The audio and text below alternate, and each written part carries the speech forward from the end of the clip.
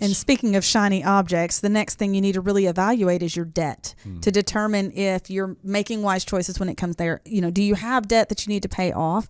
How can you accelerate paying off that debt? Have you taken some time to evaluate a system for doing that? We talk about that. We've had a couple of shows on our Talking Sense show about how to eliminate debt effectively. So if you have some questions about that, you can certainly check those out as well. Well, I think the first thing is you ask yourself, do I have debt? And if you do, what is your plan to pay it off? Now, you know, mortgage is one thing, but car payments and credit card payments and things like that, that's a completely different story. You're probably not going to run out and pay off your mortgage right now, but you can get rid of that high interest credit card debt and the interest that is associated with a car loan.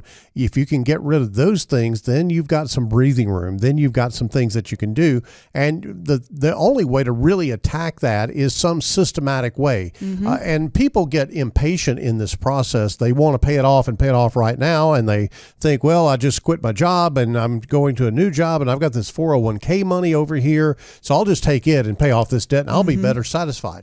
That's really not what we're saying to do.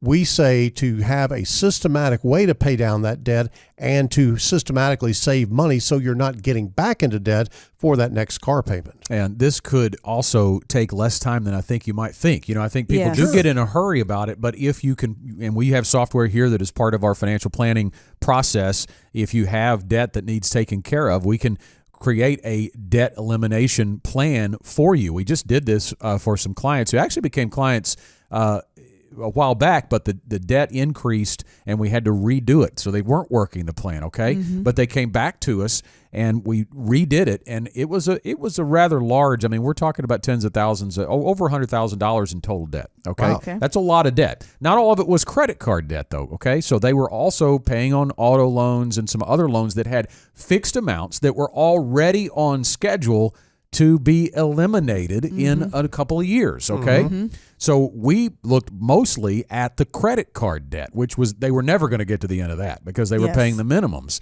And you've seen that on your credit card statements, right? You've seen if you just paid the minimum payment, it's going to take you 75,000 years, right, to pay that thing off. Just shy of. So you're never going to get that done. So you have to be able to accelerate those payments, but they had the margin in their income to continue to make the fixed payments that were going to sunset on time. So think about that. The 5-year loans are going to be gone in a couple of years, and in a couple of years we're going to be able to snowball those credit card debts, and they're actually going to be able to do it in a lot less time than you might think. Yeah, and the payoff there is freeing up that cash flow and being able to do the next thing that you're needing to do as far as your path to financial independence is concerned, and that is to have an adequate amount of savings, because your savings actually allows you to be in a situation where you don't have to go into debt if you have an emergency come up or if you have an expenditure that you want to make, like let's say a vacation or something of that nature.